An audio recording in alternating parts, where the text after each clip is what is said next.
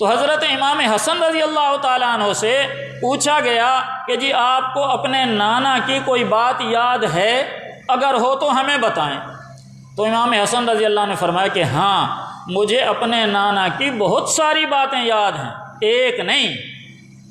اور پھر فرمایا کہ ایک مرتبہ میرے نانا جان آقا کریم صلی اللہ علیہ وسلم کے پاس کھجوریں آئیں صدقے کی، اور کھجوروں کا ڈھیر لگا ہوا تھا۔ ڈھیر سے مراد بڑی بہت زیادہ کھجوریں تھیں، جیسا غلہ منڈی میں جائیں تو گندم کا ڈھیر ہوتا ہے، کپاس کا ڈھیر ہوتا ہے، ایسے ہی صدقے کی کھجوروں کا بہت بڑا ڈھیر تھا۔ حضرات صحابہ کرام بھی وہاں موجود ہیں، سرکار دو عالم صلی اللہ علیہ وسلم بھی موجود ہیں، اور حضرت امام حسن کہتے ہیں میں بچہ تھا، میں بھی وہاں موجود تھا، تو میں نے اس ڈھیر میں سے ایک کھجور اٹھا لی۔ اب سوچیں کتنا بڑا ڈھیر، کتنے من اس کے اندر کھجور ہوگی، اس میں سے ایک دانہ حضرت امام حسن نے اٹھایا، اور ہیں بھی بچے، اور اٹھا کر اپنے منہ میں ڈال لیا۔ بچہ ہے، عادت ہوتی ہے۔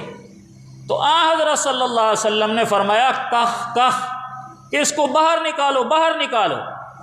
اور حضرت امام حسن کہتے ہیں میں نے جلدی سے ڈر کے کھجور باہر نکال لی، اور آپ نے فرمایا اس کو ڈھیر میں واپس ڈال دو۔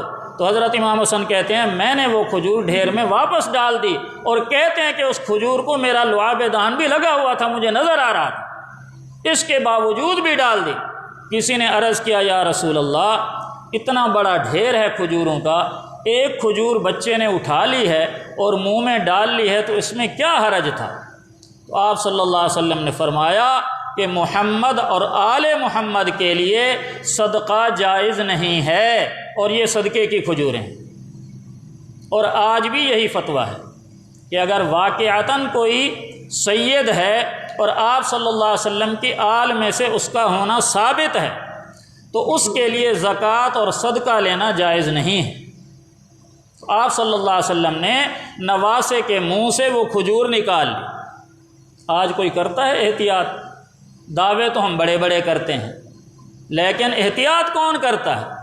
ہم اپنی بات کرتے ہیں۔ مولوی حضرات کوئی آ کر پیسے دے دے کہ جی استاد جی یہ 500 روپیہ لے لو، ہم تحقیق نہیں کرتے زکوٰۃ کا ہے، صدقے کا ہے، فطرانے کا ہے، لگے گا نہیں لگے گا، مسجد میں لگانا ہے نہیں لگانا، بس پیسے آ گئے چلو جی ٹھیک ہے اللہ برکت دے، بس اتنا کہہ دیا اس کو۔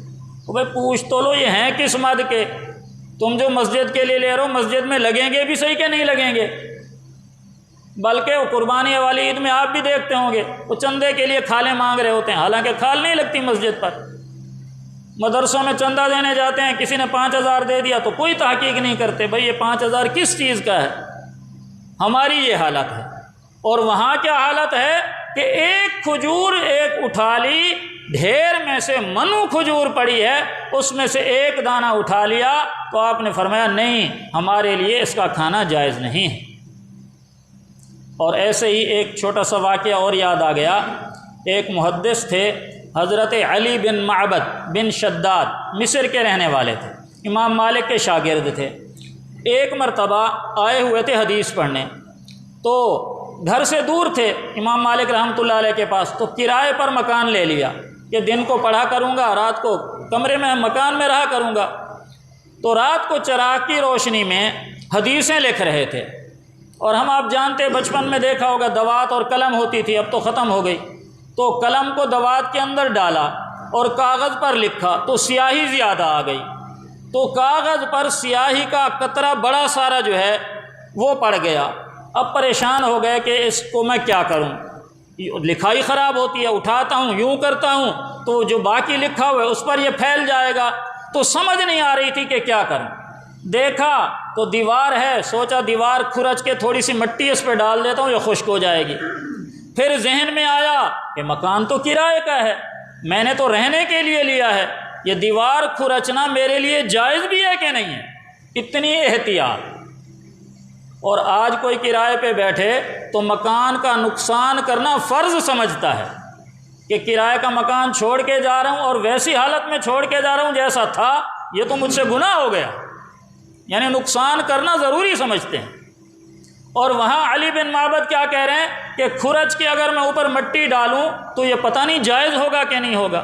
پھر ذہن میں آیا کہ کیا ہے، مٹی ہے، اس کی کیا حیثیت، تو بہرحال کھرچ کر ڈال لی اس کے اوپر سیاہی پر، سیاہی خشک ہو گئی۔ رات کو خواب میں دیکھا، کسی نے بتایا کہ قیامت کے دن معلوم ہوگا کہ یہ مٹی معمولی تھی یا قیمتی تھی، یعنی قیامت میں حساب دینا پڑے گا۔ آج ہم اپنی زندگیوں کو دیکھیں کہ ہم کیسے رہ رہے ہیں۔